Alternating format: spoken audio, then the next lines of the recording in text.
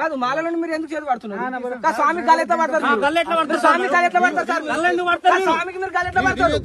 ఎందుకు కావను నువ్వు స్వామికి నువ్వు నాడు కేసు ఇస్తాను. మేము కూడా మట్టి పోసుకుంటున్నా నీ కోడి పంపినోడు ఎవరు? మీకు అంత రైట్స్ ఏమున్నాయి? స్వామికి ఎట్లా పడతావు సార్? నువ్వు బండ్లు తీసుకోపో. నువ్వు స్వామికి ఎట్లా పడతావు? నువ్వు స్వామికి ఎందుకు పడతావు? స్వామికి ఎవరు గల్లబడమన్నారు? నీకు స్వామికి గల్ల ఎవరు పట్టమన్నారు?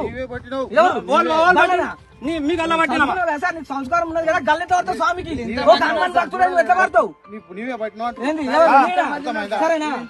ఇంతమంది మీద సంస్కారం ఉండాలి సార్. మంచిగా వచ్చిన ఒక స్వామికి హనుమాన్ భక్తునికి నువ్వు చేతిలో పడతావు. నువ్వు వేసుకుంటున్నా మట్టి అంటే మీరు గల్లబడతావు. సంస్కారం లేదు సార్ మీకు. నువ్వు స్వామికి ఎట్లా పడతావు? నువ్వు ఈ గల్ల ఎట్లా పడతావు? నీకు ఎవరు అధికారం ఇచ్చిండు? ఒక హనుమాన్ స్వామికి నువ్వు ఎట్లా గల్లబడతావు? నువ్వు ఎట్లా గల్లబడతావు? ఇటు మాట్లాడు సార్, ఇటు మాట్లాడు నువ్వు.